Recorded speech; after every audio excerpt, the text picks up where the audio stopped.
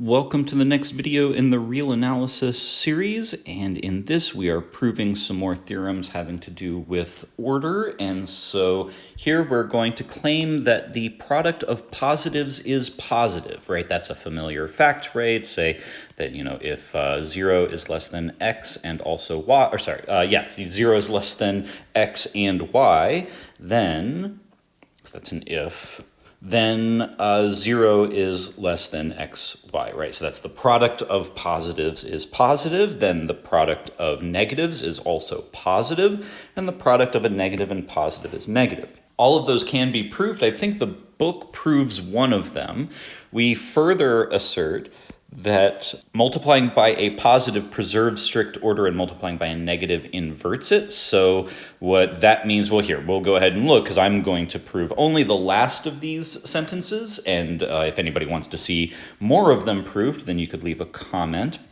So let's look at the last statement where we're saying that multiplying by a negative inverts a strict order. So let's say that we have x and y ordered like this, and z is a negative, and we're going to think about what happens when you multiply throughout by z. Well, how do we even approach this? I think it makes a lot of sense to try to use the earlier results if we can. So I'm gonna do my best to relate this to earlier results. And maybe one of the easier ways to do that is to say, well, let's take this thing, which does not seem obviously related to the other stuff, the earlier things, and turn it into a statement about positive and negative numbers. And so there's a lot of variety. You can do this in many different ways, but I chose to subtract y to the other side. Now I know that this x minus y is negative, so I know that I have two negative quantities, z and x minus y. I can now use the fact about products of negatives, right? I've got two negatives, I'll take their product, and I know that I get a positive, so it's like that. If I distribute and then rearrange, I have exactly the result that we were trying to prove, right? Because the idea is that if you multiply throughout, that you get xz and yz, then because z is negative, it reverses the order so that you would get this right here. And that is just another way of writing this right here. So there it is, Halmos, and we can move on.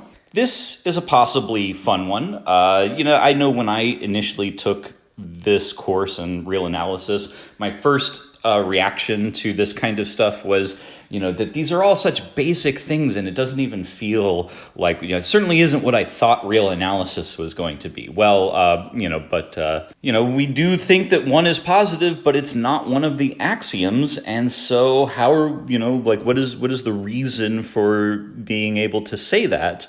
Got to prove it. So, okay, let's prove it. Notice, first of all, that, we need to show that 0 is less than 1, because that's what it means to be positive. And then that in itself is defined as 0 is not equal to 1 and that 0 is less than or equal to 1.